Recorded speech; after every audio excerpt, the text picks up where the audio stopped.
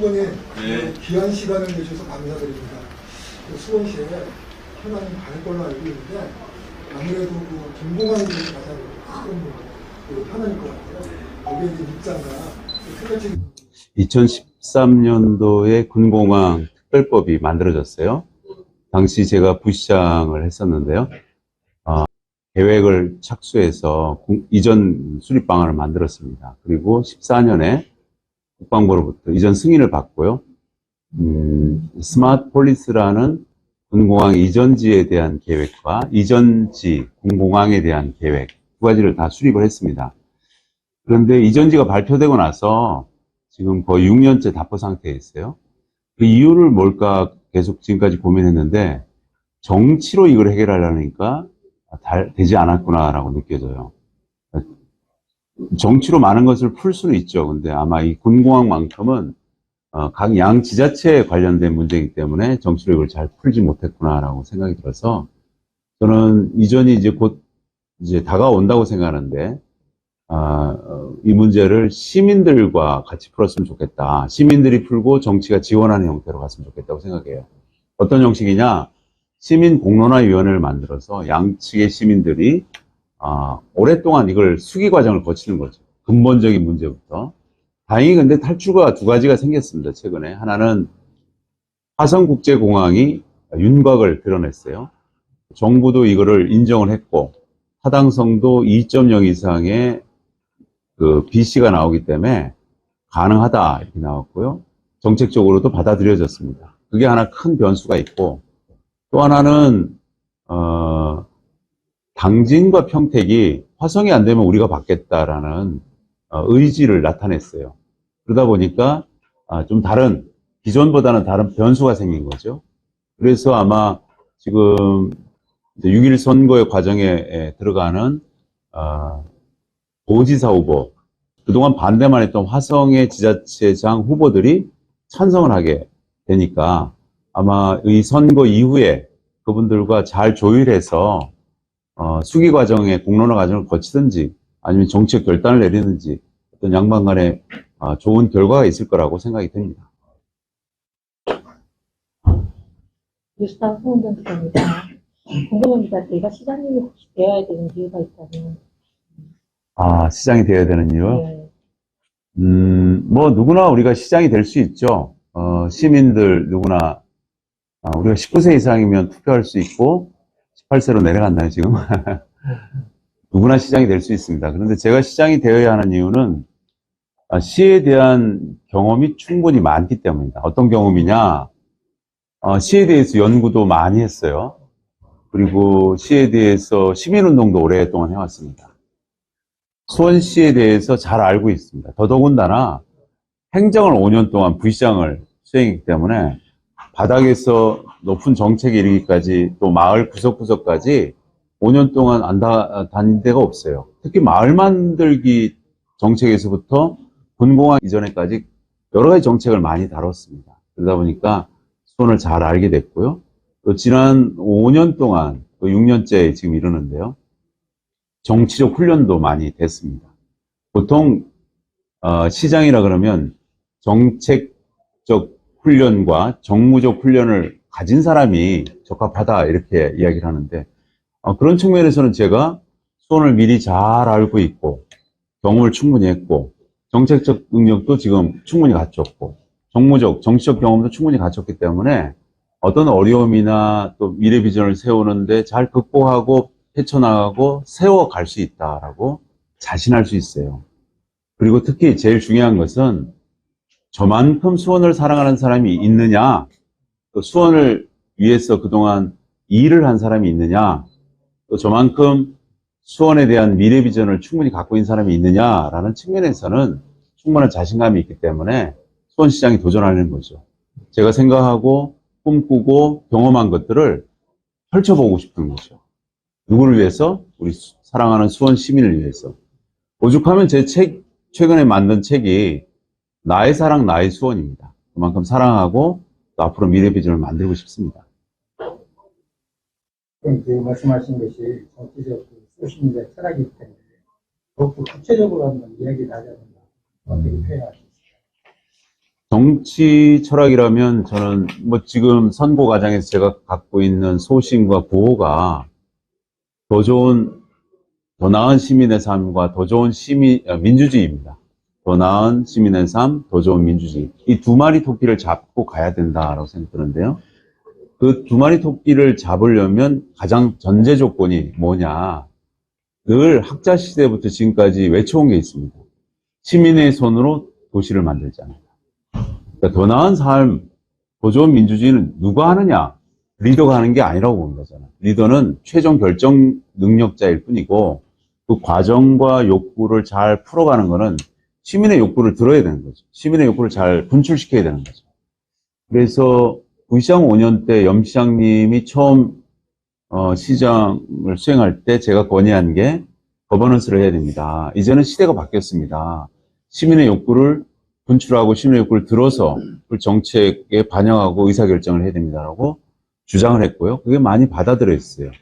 여러 가지 시스템도 만들었고 지금까지 많은 실험도 했고 정착도 많이 됐습니다. 그런 여러 가지 정책과 시스템이 다른 도시도 많이 전파가 됐고요. 그러니까 아마 대한민국 거버넌스의 효시는 수원에 시작됐다. 이렇게 감히 이야기할 정도로 틀을 잘 잡았습니다. 그런데 제가 12년간 그걸 관찰해 봤는데 아직도 부족해요. 그러면 이 부족한 부분을 어떻게 메꿀까? 시민의 손으로 도시를 만들어야 되는데 지금처럼 300인, 500인 원탁도로를 지속적으로 해야 되느냐? 물론 그것도 해야 됩니다. 아주 중요한 사안들은. 근데 범용적인 것들은 저는 아마 전 세계 최초로 스마트로 의사결정을 핸드폰으로 하는 집정민주주의를 실현하고 싶어요.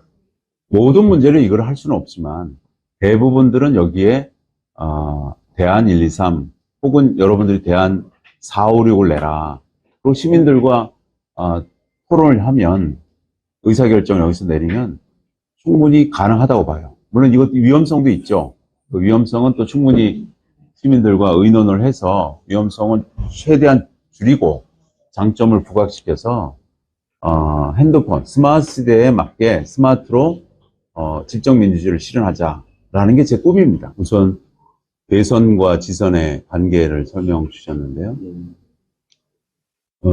통상적인 정치 전문가, 컨설팅 하는 사람, 통계학자, 여론조사 하는 사람들의 주장에 의하면 대선의 결과가 그대로 지선에 반영할 것이라고 예견들을 합니다.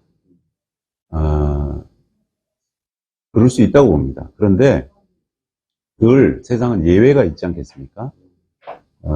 바람이 불더라도 그 바람을 이겨낼 수 있는 상품이 있거나 정책이 있거나 또 다른 뭐가 있다면 저는 바람을 극복할 수 있다고 봅니다. 제가 그 상품이냐 정책이냐라는 측면에서 시민들께 심판을 받는 거죠. 저는 자신이 있습니다. 시민들이 과연 이 시대 21세기에 대선을 끝낸 분들이 지방선거를 그냥 바람에 의존해서 결정할 것이라고는 생각하지 않습니다. 그렇지만 전국적으로는 그러겠죠. 그렇지만 대체로 특수한 경우에는 그걸 이겨낼 수 있다고 생각하기 때문에 이번 지선 그렇게 걱정하지 않습니다. 물론 제가 최선을 다해서 가야죠. 지금도 잠을 못 자고 거의 뛰어다니는데요. 최선을 다하고 좋은 정책을 내고 또 내가 겸손하게 미래에 대한 비전을 잘 설득한다는 전제 조건으로 충분히 바람을 이겨낼 수 있다 이렇게 여겨집니다. 수원에서만큼. 공개된 여론조사가 10번이었어요. 그동안. 10번 다 1등 했습니다. 비공개까지 포함하면 15개 정도 됩니다. 우리 당에서 조사한 것까지 포함하면. 그런데 가장 극적인 여론조사 결과가 이번 마지막 결선 투표였어요. 상대가 20% 신인 가점을 받고 있기 때문에 굉장히 위험하지 않느냐라고 우려들을 많이 했습니다. 지난번 제가 총선에서도 그런 경험을 일부 했기 때문에 저도 약간은 걱정을 했는데요.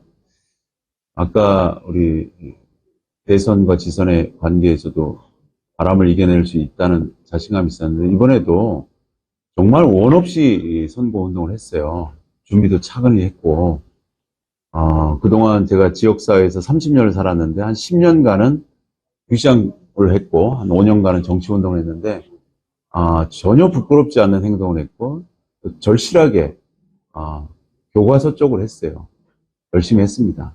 최선을 다했습니다. 그렇기 때문에, 좋은 결과가 있을 거라고 생각했는데, 너무나 더 좋은 결과가 예상보다 더 높게 나왔어요. 62%의 압도적인 승리가 있었어요. 그래서 아마 그것은, 본선 진출력에 대한 우려도 있었고, 또 하나는, 그동안에 노력한 결과를 당원들과 시민들이 인정해 주지 않았나라는 생각을 갖고 있어서 정말 좋았습니다. 월급날이면 남문이 미어 터지게 장사가 잘 됐던 우리 기억이 있습니다. 그런데 지금은 월급날이 아니라 온통 썰렁하잖아요. 자영업자만 늘어났어요. 온 도시에. 다른 도시보다 한 5, 6%가 더 높습니다. 우리가 5%고 다른 도시는 29% 정도 되니까 6% 더 높네요. 평균적으로. 그게 왜 그럴까? 일자리가 없고 경제적으로 침체됐기 때문입니다. 대기업이 다 떠났어요. 13개 됐던 게 4개밖에 안 남았습니다.